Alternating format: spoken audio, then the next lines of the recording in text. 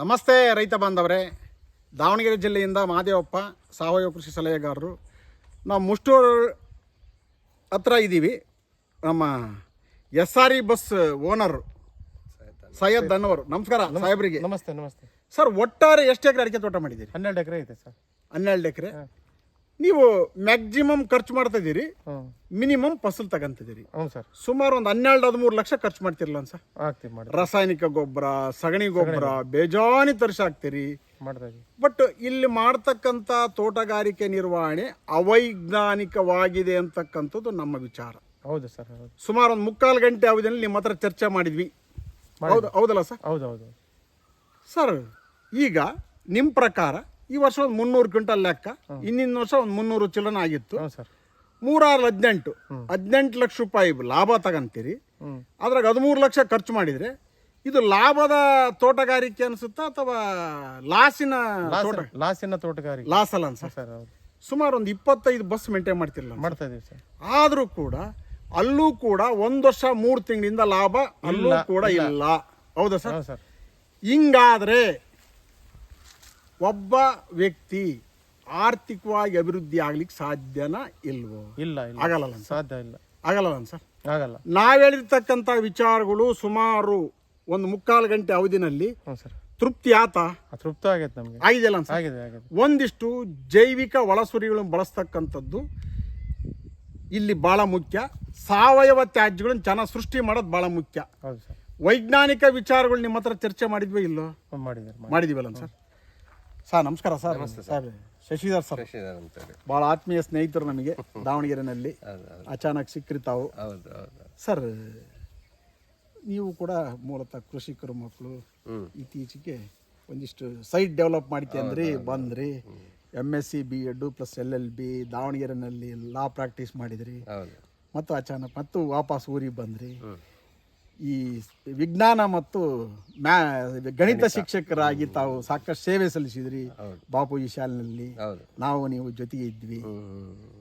ಈಗ ಇಲ್ಲಿ ಸಾಹೇಬರು ಮಾಡಿದಾರಲ್ಲ ಸರ್, ಈ ಕೃಷಿ ಪದ್ಧತಿ ಅಥವಾ ತೋಟಗಾರಿಕೆ ನಿರ್ವಹಣೆಯಲ್ಲಿ ತಮಗೇನಾದ್ರೂ ಸ್ವಲ್ಪ ಅರ್ಥ ಆಗಿದ್ದು ವೈಜ್ಞಾನಿಕವಾಗಿ ಒಂದಿಷ್ಟು ವಿವರಣೆ ಕೊಡಿ ಸರ್. ವೈಜ್ಞಾನಿಕ ಅಂದ್ರೆ ಈಗ ನೀವು ಡಿಸ್ಕಸ್ ಮಾಡಿರೋ ಪಕ್ಕ ಅದೆಲ್ಲ ನೋಡಿದ ಮೇಲೆ ಈಗ ಇವರು ಖರ್ಚು ಬಹಳ ಮಾಡ್ತಾ ಇದ್ದಾರೆ. ಬಟ್ ಇಳುವರಿ ಗಿಡಗಳು ನೋಡಿದ್ರೆ ಇಲ್ಲಿ ಗೊತ್ತಾಗುತ್ತೆ ಇಳುವರಿ ಬರ್ತಿಲ್ಲ ಅಂತ. ಅವ್ರು ಪಾಪ ಖರ್ಚು ಮಾಡೋದು ಏನೇನು ಸಾಧ್ಯನೋ, ಯಾರ್ಯಾರು ಏನೇನು ಐಡಿಯಾ ಇದಾವೆ ಎಲ್ಲ ಉಪಯೋಗಿಸ್ತಿದ್ದಾರೆ. ಬಟ್ ನೀವು ಹೇಳಿದ ಪ್ರಕಾರ ಅವೈಜ್ಞಾನಿಕ ಕಾರಣಗಳಿಂದ ಫಸಲು ಬರ್ತಾ ಇಲ್ಲ ಅವ್ರಿಗೆ. ಈಗ ನೀವೆಲ್ಲ ಸುಮಾರು ಪಾಯಿಂಟ್ಗಳೆಲ್ಲ ಹೇಳ್ಕೊಟ್ರಿ, ಅವ್ರಿಗೆಲ್ಲ ತೋರಿಸಿದ್ರಿ. ಮಣ್ಣೆಲ್ಲ ತೆಗೆದು ಬೇರೆ ಎಲ್ಲಿದ್ದಾವೆ ಎಲ್ಲಿಲ್ಲ, ಗಟ್ಟಿ ಎಷ್ಟಿದೆ ಅನ್ನೋದೆಲ್ಲ ತೋರಿಸ್ಕೊಟ್ರಿ. ಪ್ರಾಕ್ಟಿಕಲ್ ಆಗಿ ಅವ್ರಿಗೆ ತೋರಿಸ್ಕೊಟ್ಟಿದ್ದೀರಾ. ಅವರು ಅದಕ್ಕೆ ನಾನು ಮಾಡ್ತಿರೋದು ಸರಿ ಇಲ್ಲ, ಅದಕ್ಕೆ ಇಳುವರಿ ಬರ್ತಿಲ್ಲ ಅಂತ ಅವರು ಒಪ್ಕೊಂಡಿದ್ದಾರೆ. ಈಗ ನಿಮ್ಮ ಮೂಲಕ, ನಿಮ್ಮ ಸಹಾಯದಿಂದ, ನಿಮ್ಮ ಗೈಡೆನ್ಸಿಂದ ಅವರು ಮೈಕ್ರೋಬಿಯಿಂದ ಮಾಡ್ಕೊಂತ ಹೋದಾಗ ಫಸಲು ಬರುತ್ತೆ ಅನ್ನೋ ಗ್ಯಾರಂಟಿ ನೀವು ಕೊಡ್ತಾ ಇದ್ದೀರಾ. ಹೌದು. ಮೈಕ್ರೋಬಿಯಲ್ ಆಕ್ಟಿವಿಟೀಸ್ ಅಲ್ಲಿ ಮಣ್ಣ ಲಾಭಕ್ಕೂ ಅಂದ್ರೆ ಏನೇನು ಬದಲಾವಣೆ ತರಬಹುದು ಅಂತ ತಮಗೆ ಅನಿಸಿದ್ದು ತಮ್ಮ ವೈಜ್ಞಾನಿಕ? ಅದೇ ಇವಾಗ ಗಿಡಕ್ಕೆ ಮೇನು ಬೇಕಾಗಿರೋದು ಅಂತಂದ್ರೆ ಬೇರಿಂದನೇ ಗಿಡದ ಫಸಲು ಬರೋದು. ಆ ಬೇರಿಗೆ ಬೇಕಾಗಿರೋದೇ ಮೈಕ್ರೋಬ್ಸ್, ಹ್ಯೂಮಸ್ ಮೈಕ್ರೋಬ್ಸ್ ಅವೆಲ್ಲ ನೀವು ಹೇಳ್ತಿರಲ್ಲ, ಆ ಥರದ್ದು ಬೇಕು. ಆ ಮಣ್ಣಿನ ಫಲವತ್ತತೆ ಏನು ಮಾಡಬೇಕು ಅಂತ ನೀವು ಅವ್ರಿಗೆ ಗೈಡ್ ಮಾಡಿದ್ರೆ ಅದ್ರ ಪ್ರಕಾರ ಗಿಡ ಎಲ್ಲ ಬೆಳ್ಕೊಂತ ಹೋಗುತ್ತೆ. ಅದನ್ನ ನೀವು ವೈಜ್ಞಾನಿಕವಾಗಿ ಅವ್ರಿಗೆ ಹೇಳಿದಿರಲ್ಲ, ಏನೇನು ಮಾಡಿದ್ರೆ ಮಣ್ಣಿನ ಫಲವತ್ತತೆ ಜಾಸ್ತಿ ಆಗುತ್ತೆ ಅಂತ. ಮಣ್ಣಿನ ಫಲವತ್ತತೆ ಜಾಸ್ತಿ ಆಯ್ತು ಅಂದ್ರೆ ಆಟೋಮೆಟಿಕ್ ಆಗಿ ಫಲ ಬಂದೇ ಬರುತ್ತೆ. ಕೋಟಿ ಮಣ್ಣಿನ ಜೀವಿಗಳ ಆವಾಸ ಸ್ಥಾನ ಮಣ್ಣು. ಅಲ್ಲಿ ಮಣ್ಣಿಗೆ ಬೇಕಾಗಿರ್ತಕ್ಕಂಥದ್ದು ಸಾವಯವ ತ್ಯಾಜ್ಯ. ಇಲ್ಲೇ ಸೃಷ್ಟಿ ಮಾಡೋದಿರ್ಬೋದು, ಹೊರಗಿಂದ ತಂದಾಕೋದಿರ್ಬೋದು. ಹೊರಗಿಂದ ಸುಮಾರು 12 ಲಕ್ಷ ರೂಪಾಯಿ ಪರ್ಚೇಸ್ ಮಾಡಿದರೆ ಸಗಣಿ ಗೊಬ್ಬರನ. ಆದ್ರೂ ಕೂಡ ಅಂದ್ರೆ ಇಲ್ಲಿ ಮಣ್ಣಿನ ಜೀವಿಗಳ ಪುನರುತ್ಥಾನ, ರೀಜನರೇಷನ್ ಅಂತ ಆಗ್ತಾ ಇಲ್ಲ. ರೀಜನರೇಷನ್, ಮಣ್ಣಲ್ಲಿ ಹ್ಯೂಮಸ್ ಅಭಿವೃದ್ಧಿ ಆಗ್ತಾ ಇಲ್ಲ. ಸಾವಯವ ಇಂಗಾಲ, ಆರ್ಗ್ಯಾನಿಕ್ ಕಾರ್ಬನ್ ಡೆವಲಪ್ ಆಗ್ತಾ ಇಲ್ಲ. ಈ ಫೋಟೋಸಿಂಥೆಸಿಸ್ ಆಗ್ತಾ ಇಲ್ಲ, ಆ ಪ್ರೋಸೆಸ್ ಸರಿ ಆಗ್ತಾ ಇಲ್ಲ. ಯಾವಾಗ ಆಗುತ್ತೆ ಅಂತಂದ್ರೆ ಈ ಬೇರುಗಳ ಅಭಿವೃದ್ಧಿ ಇದೆಯಲ್ಲ sir, root biomass change into leaf biomass ಅಂತ. ಲೀಫ್ ಬಯೋಮಾಸ್ ಚೇಂಜ್ ಇಂಟು ಯಾವುದು ನಮ್ಮ ಗರ್ಭ ಅಂತೀವಲ್ಲ, ಹೀಲ್ಡಿಂಗ್ ಮೇಲೆ ಇದು ಎಫೆಕ್ಟ್ ಆಗಬೇಕು ಅಂತಕ್ಕಂಥದ್ದು ನಮ್ಮ ಸಂಸ್ಥೆಯ ಉದ್ದೇಶ. ತಾವು ತಿಳಿದಂಗೆ ಮಣ್ಣಲ್ಲಿ ಮಣ್ಣಿನ ಜೀವಗಳು ಬದುಕಿರ್ತವೆ.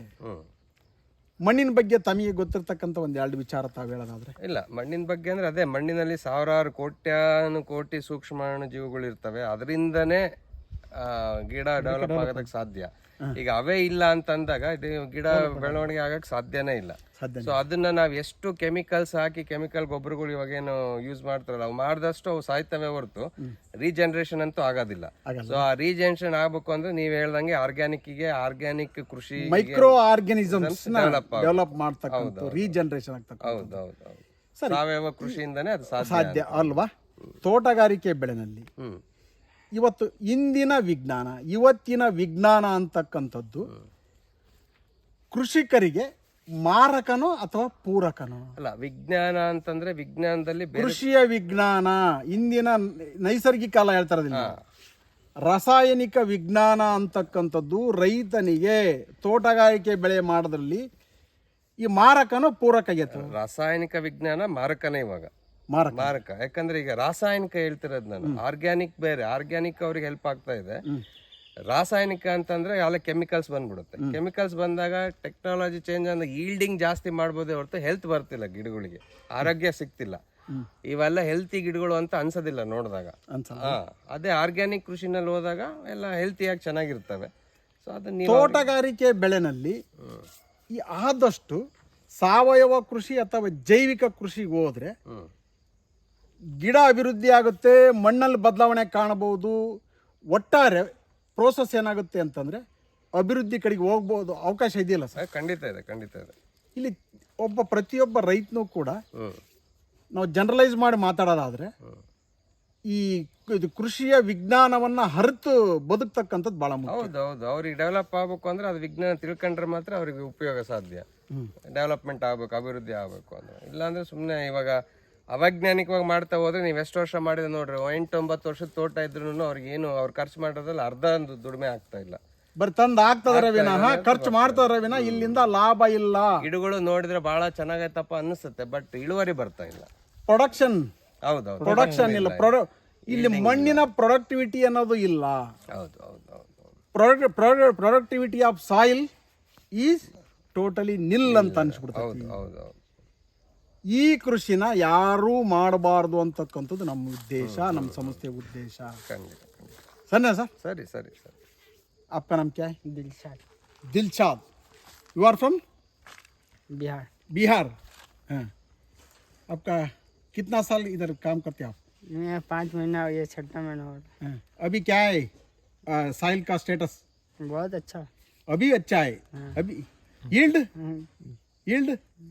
नहीं है.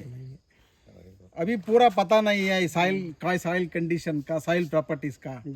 इसका साइल प्रॉपर्टी में physical, biological and chemical property 3 property है. अभी 3 भी काम नहीं कर रहा इधर. ठीक है? अभी हार्ड है सॉइल, मट्टी पता है? ठीक है ಸಾಹೇಬ್ರೆ, ಈಗ ನಾವು ಹೇಳಿರ್ತಕ್ಕಂಥ ವಿಚಾರಗಳು ತಮಗೆ ಸಂಪೂರ್ಣ ಒಪ್ಪಿಗೆ ಆಗಿದೆ ಅಂತ ಒಪ್ಪಿಗೆ ಆಗಿದೆ. ಯಾಕಂದ್ರೆ ಪಕ್ಕದ ಒಪ್ಪಿಗೆ ಆಗಿದೆ. ಈಗ ಒಂದ್ ಮನುಷ್ಯನು ಅವ್ನು ಏನೇ ಮಾಡ್ಲಿ ಈಗ ಒಳ್ಳೇದಕ್ಕೆ ಮಾಡೋದು, ತಪ್ಪೇನ್ ಮಾಡಕ್ ಹೋಗಲ್ಲ. ಈಗ ನಾವು ನೂರಾರು ಗಟ್ಲೆ ಇದ್ ನೋಡಿದೀವಿ ವಾಟ್ಸಾಪ್ ಒಳಗೆ, ಇದು ಯೂಟ್ಯೂಬ್ ನಲ್ಲಿ ನೋಡಿದೀನಿ. ನಮ್ಮ ವಿಡಿಯೋಗಳು ನೋಡಿ ನಿಮ್ಮ ನೋಡಿದ್ಕೆ ನಾನು ಮೆಚ್ಕೊಂಡು ನಿಮ್ಗೆ ಒಂದ್ ತಿಂಗಳಿಂದ ನಮ್ಮ ಇವ್ರಿಗೆ ಕರೆದಿದ್ವಿ, ಮಂಜುನಾಥ್ ಅವ್ರು ಬಂದಿಲ್ಲ. ನಾನು ಏನ್ ಮಾಡ್ಬೇಕು, ಮುಂದೆ ಹೆಂಗ್ ಮಾಡ್ಬೇಕಂತ ನನಗೆ ಬಹಳ ಆಲೋಚನೆ ಆಗ್ಬಿಡುತ್ತೆ. ಯಾಕಂದ್ರೆ ಇದು ಮಾಡಿತ್ತು, ಈಗ ಇಷ್ಟೇ ಹೋಗೈತೆ, ಇದು ಒಂದ್ ಮಾಡಿ ನೋಡ್ಬಿಡೋಣ, ನಿಮ್ದು ಒಂದ್ ಮಾಡ್ಬಿಡೋಣ ಅಂತೇಳಿ ನಮ್ಮ ಮನ್ಸಾಗ ಪೂರ್ತಿ ಬಂದ್ಬಿಡತ್ತೆ. ಸರ್ ಒಂದೇ ವಿಚಾರ, 1 ವರ್ಷಗಳ ಕಾಲ ನಮ್ ಜೊತೆಗೆ ಇದ್ದು ಬಿಟ್ಟು ಆಯ್ತು, ಒಳ್ಳೇದು ಇಡ್ತೀವಿ ಸರ್. ಮುಂದಿನ ದಿನಗಳಲ್ಲಿ 1 to ಡಬಲ್ ಇಳುವರಿ ಸರ್. ಸರ್ ನೀವ್ ಹೆಂಗ್ ಹೇಳ್ತೀರ ಹಂಗ ಡಬ್ಲಿಂಗ್ ಆಫ್ ಇನ್ಕಮ್ ಅಂತೀವಲ್ಲ ಸರ್. ಸರ್ ಆಯ್ತು, ಗೊತ್ತಾಯ್ತು. ನಮ್ ದೇಶದ ಪ್ರಧಾನ ಮಂತ್ರಿಗಳು ಬಾಯಿ ಮಾತಲ್ಲಿ ಹೇಳ್ತಿದ್ರಲ್ಲಿ, ನಾವು ಮಾಡಿ ತೋರಿಸ್ತೇವೆ ಇಲ್ಲಿ ಡಬ್ಲಿಂಗ್ ಆಫ್ ಇನ್ಕಮ್. ಸರಿನಾ ಸರ್? ಥ್ಯಾಂಕ್ ಯು ಸಾಹೇಬ್ರೆ, ಒಳ್ಳೇದಾಗ್ಲಿ. ಒಂದು ವರ್ಷ ನಮ್ ಜೊತೆಗೆ ಖರ್ಚು ಕಡಿಮೆ ಮಾಡಿಸ್ತೇವೆ. ಒಳ್ಳೇದು ಮಾಡೋದು ಒಳ್ಳೇದು. Thank you sir. Thank you. ನಮ್ಮ ಸಂಪರ್ಕ ಸಂಖ್ಯೆ ದಾವಣಗೆರೆ ಜಿಲ್ಲೆಯಿಂದ 9972699813. ಮಹಾದೇವಪ್ಪ ಸಾವಯವ ಕೃಷಿ ಸಲಹೆಗಾರರು, ವಿದ್ಯಾರ್ಥಿ ಭವನ್ ಸರ್ಕಲ್ ಹತ್ತಿರ ಅಂಬಿಕಾ ಡಿಸ್ಟ್ರಿಬ್ಯೂಟರ್ ಎದುರು ಡಾಕ್ಟರ್ ಸಾಯಿಲ್ ಜೈವಿಕ ಗೊಬ್ಬರ ಮಾರಾಟ ಕೇಂದ್ರದಲ್ಲಿ ಸಂಪರ್ಕಿಸಿ. ಜಗಳೂರಲ್ಲಿ ಕೃಷಿ ಲಕ್ಷ್ಮಿ ಸಾವಯವ ಕೃಷಿ ಮಾಹಿತಿ ಮತ್ತು ಪರಿಕರ ಮಾರಾಟ ಕೇಂದ್ರ, ರಾಜೇಂದ್ರ ಪ್ರಸಾದ್ ರಸ್ತೆ, 9972699813 ಇಲ್ಲಿ ಸಂಪರ್ಕಿಸಿ. ಕೃಷಿ ಕೌಶಲ್ಯಾಭಿವೃದ್ಧಿ ತರಬೇತಿ ಮತ್ತು ಮಾಹಿತಿಗಾಗಿ ಮತ್ತು ಪರಿಕರಕ್ಕಾಗಿ.